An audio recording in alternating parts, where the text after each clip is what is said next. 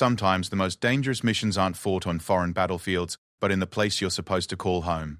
When prejudice meets power, when assumptions clash with reality, the consequences can be deadly. In the elite world of military training, where respect is earned through blood, sweat, and unbreakable bonds, one woman would face the ultimate test of survival, not from enemy forces, but from the very people sworn to stand beside her. What happens when the hunted becomes the hunter?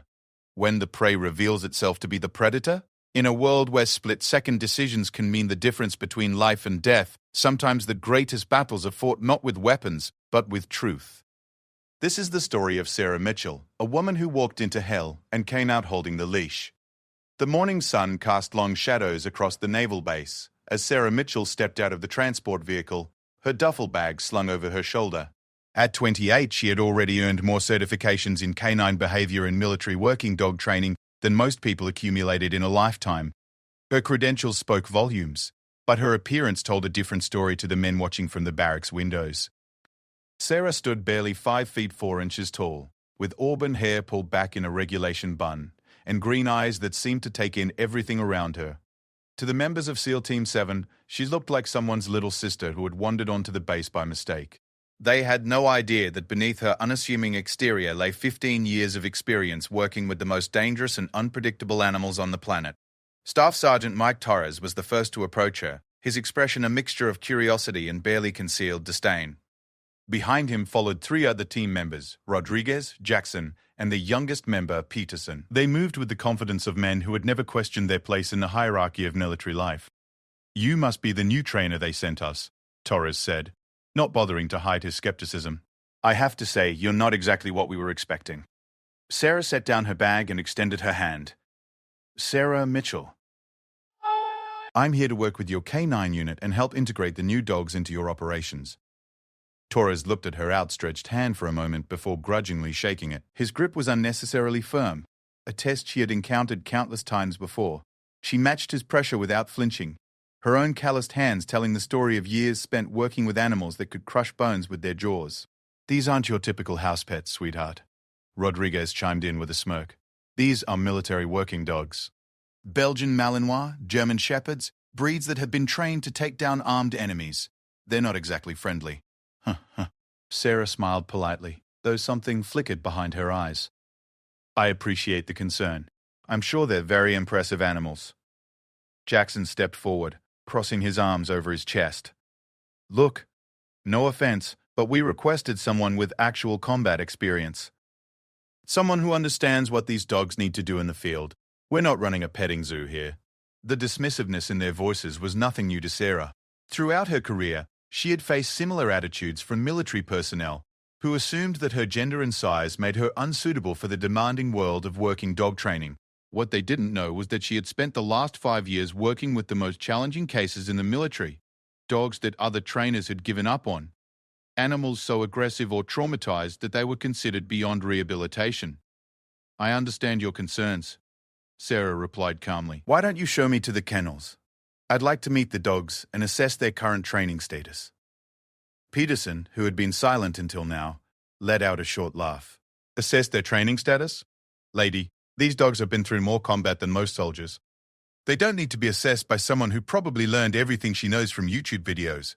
The group began walking toward the kennel facility, a concrete structure at the far end of the base. As they walked, Torres continued his informal interrogation. "So tell us, Mitchell, what makes you think you can handle our dogs? Have you ever worked with animals that have actually seen combat? Animals that have tasted blood?" Sarah kept her expression neutral as she replied, "I've worked with various types of working dogs throughout my career. Each animal is different, and they all require individualized approaches to training and care." What she didn't tell them was that her last assignment had been at a classified facility where she had worked with dogs rescued from terrorist compounds, animals that had been brutalized, starved, and trained to kill, dogs so damaged that the military had been ready to euthanize them until Sarah stepped in. In 18 months, she had successfully rehabilitated 12 animals that experts had written off as hopeless cases.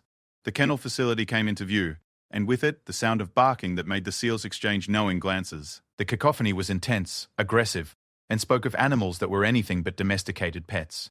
Sarah's step didn't falter, but she did cock her head slightly, listening to the different tones and patterns in the barking. "That's our welcome committee," Jackson said with obvious satisfaction. "Hope you brought some thick gloves." As they approached the entrance, Torres pulled out a set of keys. Before we go in, I want to make something clear. These animals are our partners, our brothers in arms. They've saved our lives more times than I can count. If you do anything to compromise their effectiveness or put them at risk, you'll answer to us. Understood? Sarah nodded. I would expect nothing less. These animals deserve the best care and training possible. Care and training. Right. Wait until you see what we're dealing with. Torres unlocked the door, and the sound of barking intensified dramatically. The facility was well maintained but utilitarian, with a central corridor lined with individual kennels on both sides. Each kennel housed a single dog, and as they walked down the corridor, Sarah could see why the SEALs were concerned about finding suitable trainers. The dogs were magnificent specimens, but they were also clearly on edge. Several of them launched themselves at the chain-link fronts of their kennels as the group passed, teeth bared and eyes wild.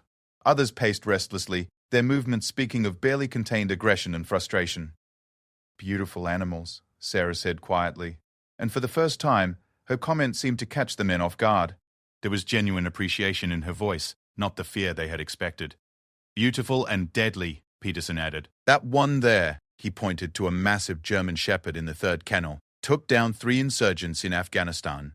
Saved my life when they ambushed our convoy. Sarah approached the kennel slowly, her movements deliberate and calm. The German shepherd, a male with scars across his muzzle, initially snarled and pressed himself against the back of the kennel. But as Sarah stood quietly, making no aggressive movements or sounds, the dog's posture began to change slightly. His name's Rex, Torres said, watching Sarah carefully. He's been through hell and back. Lost his previous handler in an IED explosion 6 months ago. Been difficult to work with ever since. Sarah observed Rex for several more moments, noting the way he held his ears, the tension in his shoulders, the slight tremor in his back legs. These weren't signs of aggression, they were signs of trauma and grief. How long since he's had proper exercise? She asked. The question surprised them. Exercise? Rodriguez repeated. Lady, this dog gets exercise. We run him every day. I mean, real exercise. Mental stimulation. Problem-solving activities. Time to just be a dog. Sarah's voice carried a note of authority that hadn't been there before. Jackson bristled. These aren't pets. They're weapons. They don't need to just be dogs. Sarah turned to face him fully for the first time, and the men were surprised by the steel in her green eyes. With respect, Sergeant, these are living beings first, weapons second. And living beings that have experienced trauma need healing just as much as humans do. The group continued down the corridor, with Sarah stopping to observe each dog carefully. She made mental notes about their body language, their reactions to the presence of strangers, the condition of their kennels and enrichment items. By the time they reached the end of the corridor, she had formed a clear picture of what she was dealing with. So, Torres said as they prepared to leave the facility, what's your professional assessment, trainer? Sarah was quiet for a moment, choosing her words carefully. These are incredible animals with tremendous potential. They've clearly been through traumatic experiences, and they're dealing with stress and anxiety in different ways. With the right approach, I believe they can not only return to full operational effectiveness, but exceed their previous performance levels. Peterson laughed outright. Exceed their previous performance? Lady, these dogs are already at the top of their game. What could you possibly do to improve on years of military training? Sometimes, Sarah said quietly. The most powerful thing you can do is listen. The men exchanged glances, clearly unimpressed with her response. As they walked back toward the main facilities, their conversation turned to more pressing matters.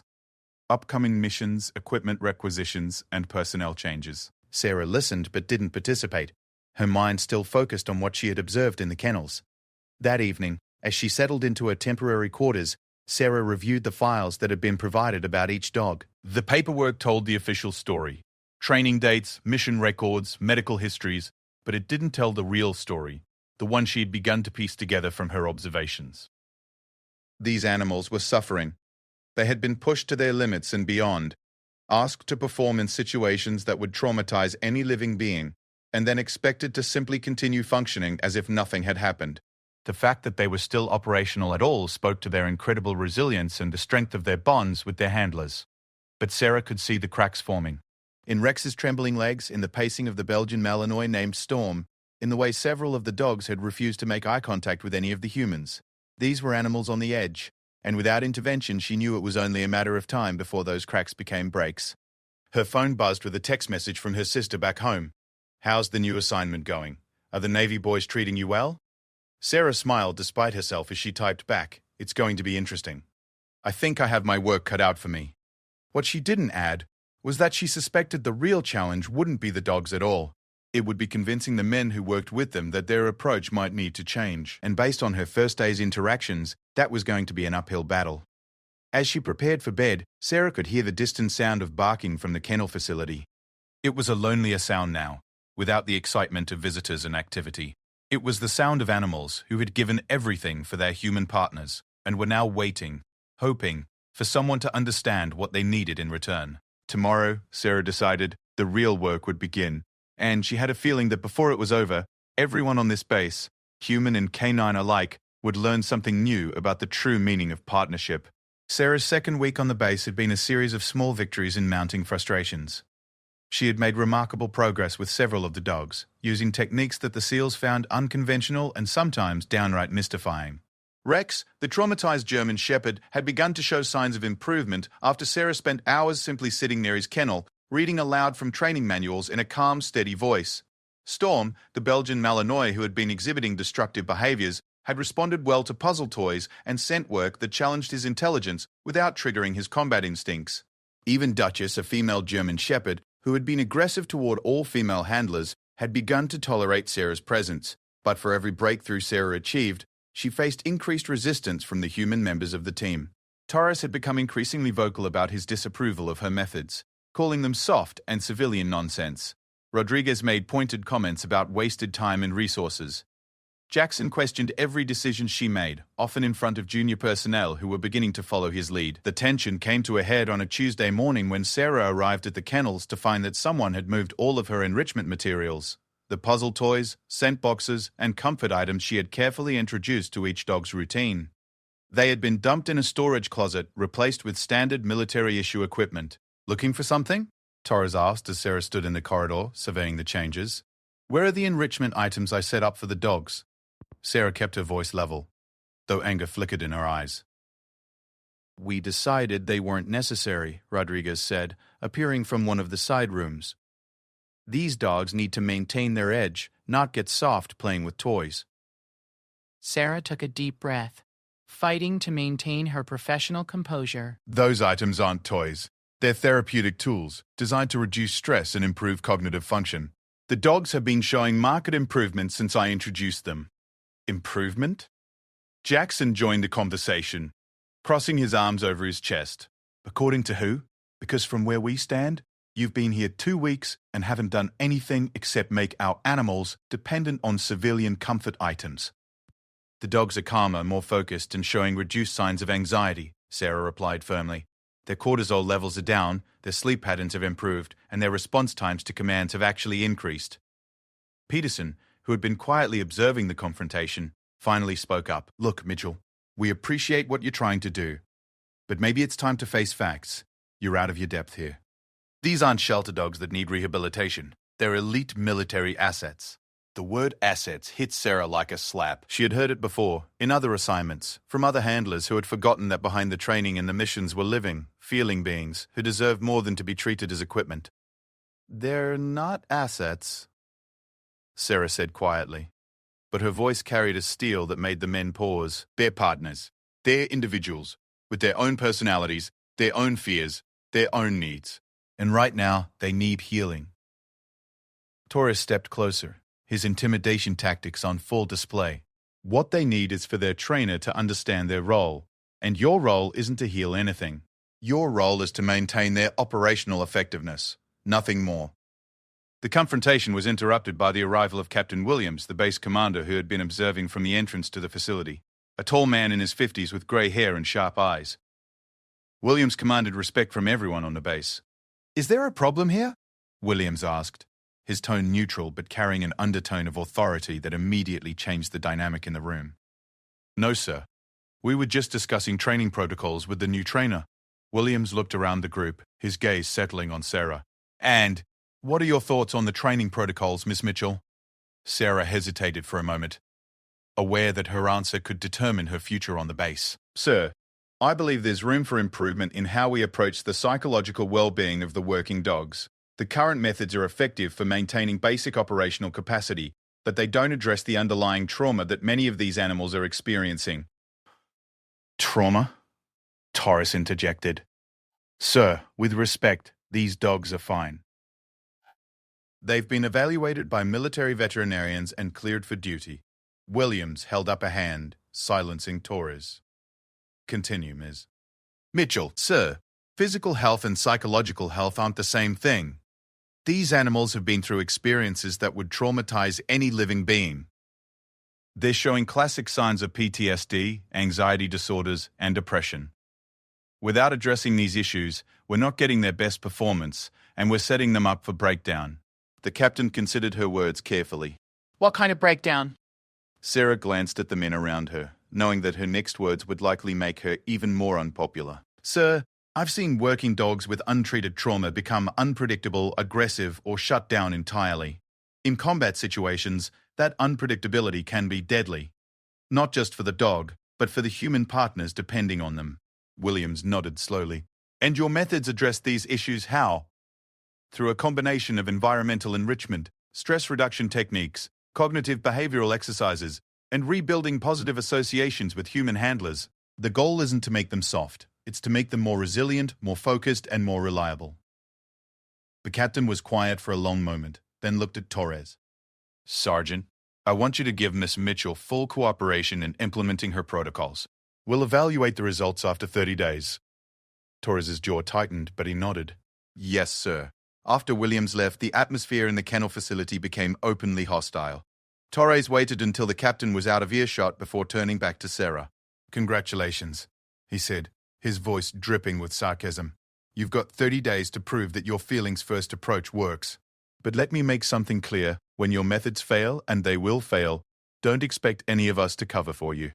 Over the following days, Sarah threw herself into her work with renewed determination. She reinstated the enrichment programs, developed individualized treatment plans for each dog, and began working one-on-one with the animals that showed the most severe symptoms of trauma.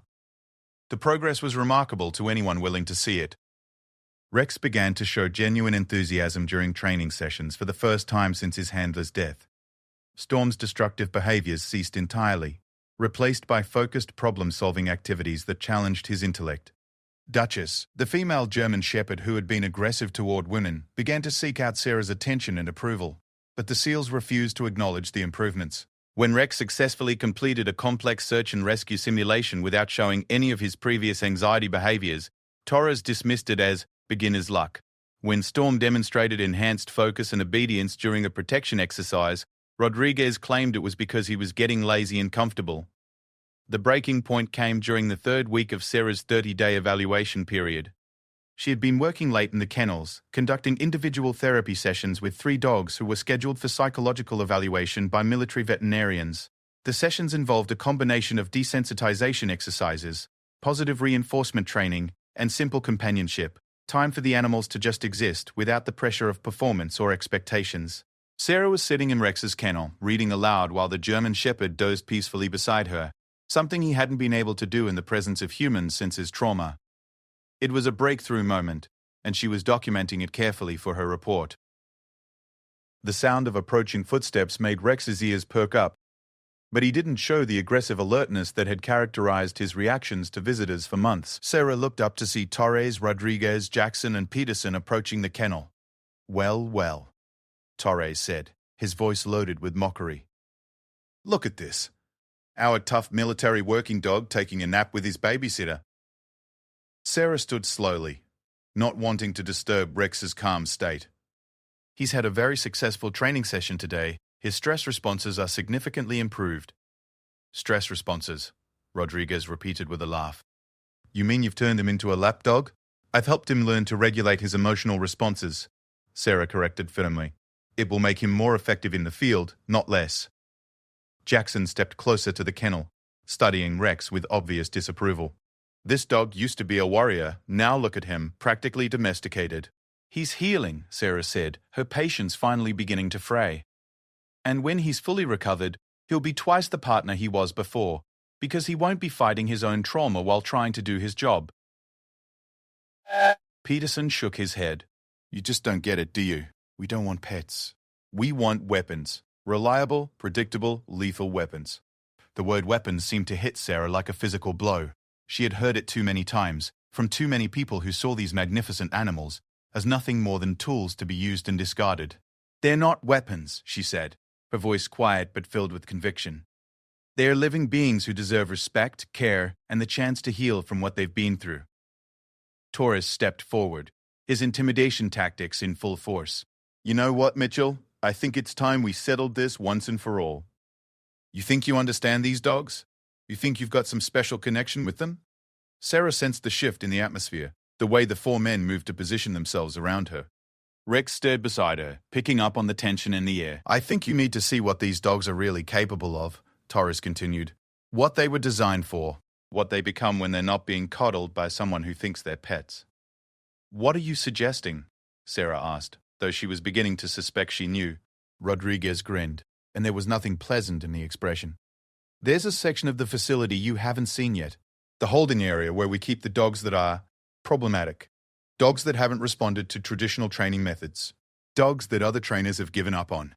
Sarah felt a chill run down her spine. "What kind of problems are we talking about?" "Aggression," Jackson said simply. "Uncontrolled, unpredictable aggression. Dogs that have been pushed past their breaking point and snapped. Dogs that see every human as a potential threat." "Why are you telling me this?"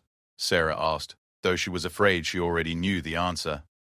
Taurus smiled, and it wasn't a kind smile.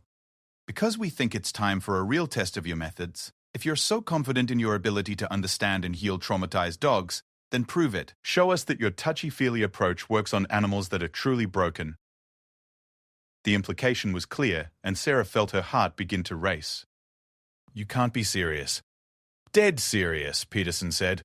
"Unless, of course, you want to admit that your methods only work on dogs that aren't really damaged. Dogs that any trainer could handle."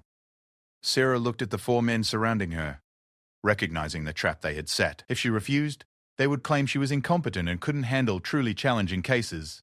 If she agreed, she would be walking into a situation that could be genuinely dangerous. But as she looked down at Rex, still resting peacefully despite the tension in the room, she realized something important. These men had never actually seen what she was capable of. They had dismissed her from the moment she arrived, refused to acknowledge her successes, and actively sabotaged her efforts. Maybe it was time to show them who they were really dealing with. "All right," Sarah said quietly. "Show me these problem dogs." The walk to the isolated section of the kennel facility felt like a march toward execution. Sarah followed the four SEALs through a series of corridors she had never seen before, past heavy security doors and warning signs that spoke of danger and restricted access. The sound of aggressive barking grew louder with each step, a cacophony of rage and desperation that made even the hardened military men tense. "This is where we keep the failures," Taurus explained, as they approached the final security checkpoint. "Dogs that couldn't cut it. Dogs that turned on their handlers or became too aggressive to work with." Sarah's professional instincts were screaming warnings at her. The setup felt wrong, the timing suspicious. The entire situation designed to humiliate and potentially harm her. But something deeper than self-preservation was driving her forward now. The sound of those dogs, the desperation in their voices, the knowledge that these animals had been written off and abandoned. Rodriguez unlocked the heavy steel door, and the sound hit them like a physical force. The facility beyond was different from the main kennels, more like a prison than a training facility. The kennels were smaller, more secure, with heavy-gauge wire and additional locks. Warning signs were posted everywhere. "Dangerous animals. Authorized personnel only. Do not approach." "How long have these dogs been here?" Sarah asked, her voice barely audible over the barking. Various lengths of time," Jackson replied. "Some for months, some for over a year. They're all scheduled for eventual euthanization, but the paperwork takes time." Sarah stopped walking. "Euthanization? These are military working dogs. They've served their country." Peterson shrugged. "They've also become liabilities. Dogs that can't be trusted around humans have no place in the military." As they moved deeper into the facility, Sarah began to understand the true scope of what she was seeing. These weren't just aggressive dogs. They were animals that had been completely broken by their experiences. The first kennel held a massive Belgian Malinois who threw himself against the wire repeatedly, his muzzle bloody from the impacts. The second contained a German Shepherd who had worn a path in the concrete from endless pacing, his eyes vacant and his coat dull from stress. "Jesus," Sarah whispered. her professional composure cracking at the sight of such systematic neglect and suffering. Language, Torres said mockingly. These are your potential patients. Still think your healing methods will work? Sarah approached the first kennel slowly, studying the Belgian Malinois. Despite his aggressive display, she could see the telltale signs she had learned to recognize. The tremor in his hindquarters, the way he avoided direct eye contact even while snarling, the repetitive nature of his attacks on the barrier. This wasn't aggression born of dominance or predatory instinct. This was panic, pure and simple. What's his history? She asked. Rodriguez consulted a clipboard. Khan, 7 years old. 3 tours in Afghanistan. Lost 2 handlers in combat situations. Attacked his 3rd handler during a routine training exercise 6 months ago. Sent the guy to the hospital with 30 stitches. Sarah nodded, processing the information. And since then? Since then he's been here. No one can get near him. He tries to bite anyone who approaches his kennel. Sarah continued down the corridor, examining each animal with growing horror and determination. There were 12 dogs in total, each with a similar story of trauma, abandonment, and systematic dehumanization. These weren't failures, they were casualties, victims of a system that had used them up and then discarded them when they became inconvenient. So, Torres said when they reached the end of the corridor, which one do you want to try your magic on first? The question was clearly intended as a trap, a way to force Sarah into a situation where she would be injured or humiliated. But as she looked back at the desperate animals in their prison-like kennels, Sarah realized something that the men hadn't considered. I want to see their files first, she said. Complete files, medical history, training records, incident reports, everything. Jackson laughed. What's the matter? Getting cold feet? I'm doing what any competent professional would do, gathering information before making decisions that could affect both human and animal safety. Torres's expression darkened. We didn't bring you here to read paperwork. We brought you here to prove whether your methods actually work or if you're just another civilian playing with dogs she doesn't understand. Sarah turned to face him fully, and something in her posture made the men take an unconscious step back. For the first time since arriving on the base, she let her true expertise show through her carefully maintained professional demeanor. Sergeant Torres, she said, her voice carrying an authority that hadn't been there before. Before we go any further, I need to make something absolutely clear. I didn't learn about working dogs from YouTube videos or civilian training programs. I earned my credentials working with animals that other professionals had written off as hopeless cases. She began walking back down the corridor, but her movement was different now.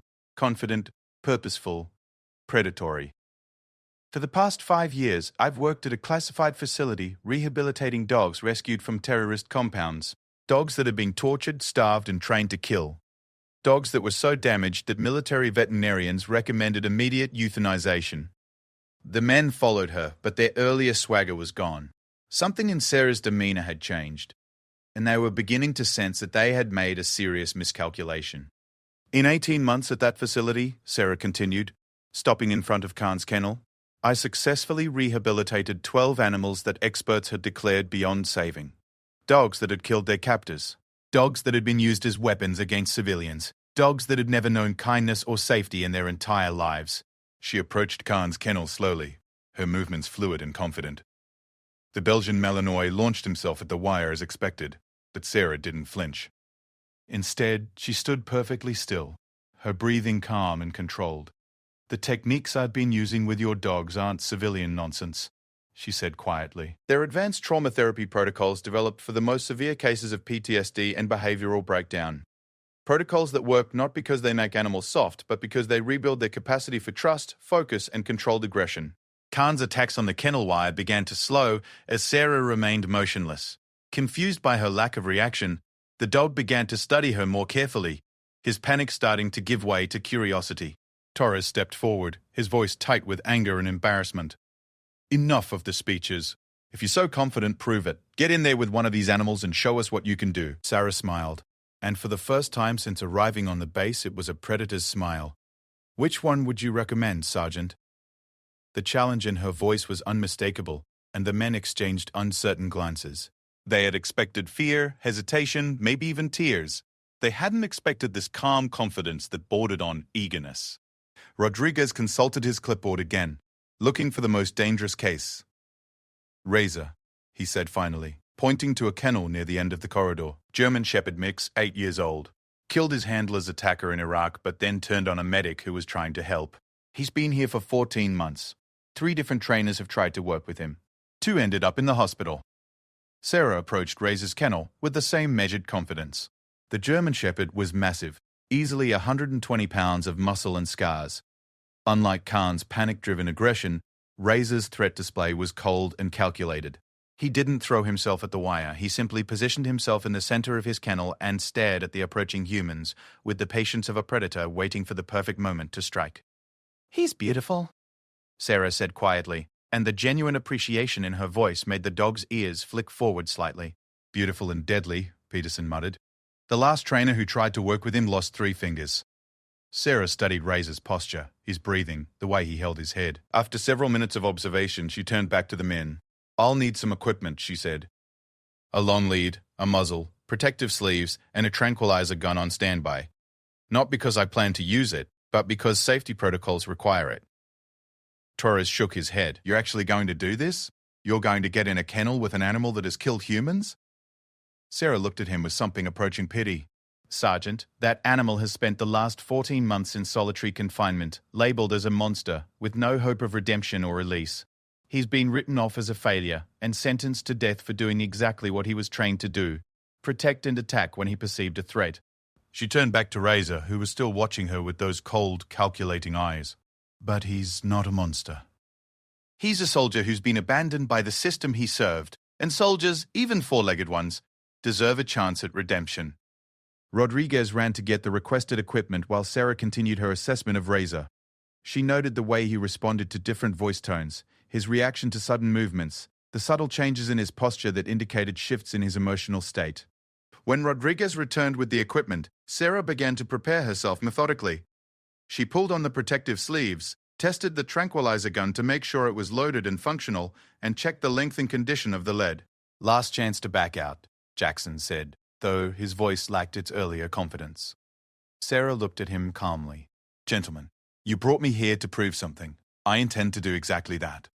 The men watched in tense silence as Sarah opened Razor's kennel door. The massive German Shepherd didn't immediately rush forward as expected. Instead, he remained in his defensive position, studying this new human who moved with such calm confidence. Sarah stepped into the kennel slowly, her movements deliberate and non-threatening.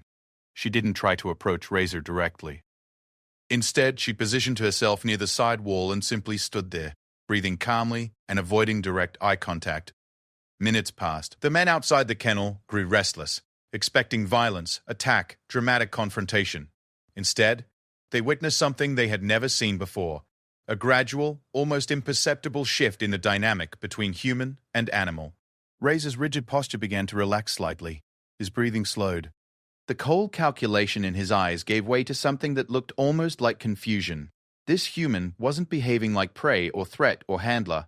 She was simply existing in his space, without making demands or threats. After what felt like an eternity, Sarah began to speak. Not to the dog directly, but to herself, as if she were alone in the kennel. She talked about the weather, about the base, about her journey there. Her voice was calm, rhythmic, hypnotic. Slowly, almost imperceptibly, Razor began to move. Not towards Sarah, but to a position where he could observe her more easily. His defensive stance softened into something more neutral, more curious. The men outside the kennel watched in amazement as the dog they had labeled as a hopeless killer began to show the first signs of curiosity and interest he had displayed in over a year. "How is she doing that?" Peterson whispered. Torres didn't answer, but his expression had changed from skeptical amusement to something approaching respect tinged with unease. Sarah continued her one-sided conversation for another 10 minutes, then slowly sat down on the floor of the kennel. The movement was gradual, non-threatening, giving Razor plenty of time to assess and react, but instead of aggression, the dog showed only increased curiosity. Another 10 minutes passed before Razor took his first tentative step toward the human in his kennel. Then another. And another. The men outside held their breath as the supposedly dangerous animal approached the small woman who had walked into his face with such confidence. They expected attack, violence, the vindication of their beliefs about both the dog and the trainer. Instead, they watched as Razor slowly, carefully, extended his massive head towards Sarah's outstretched hand. The first contact was brief. A hesitant sniff, a moment of assessment, then a quick withdrawal. But it was contact, the first voluntary interaction between Razor and a human being in 14 months. Sarah remained perfectly still, letting the dog set the pace in terms of their interaction. Over the next hour, Razor gradually became more comfortable with her presence, eventually allowing her to touch his head, his neck, his scarred shoulders. When Sarah finally stood to leave the kennel, Razor followed her to the gate, his eyes focused on her face with something that looked remarkably like hope.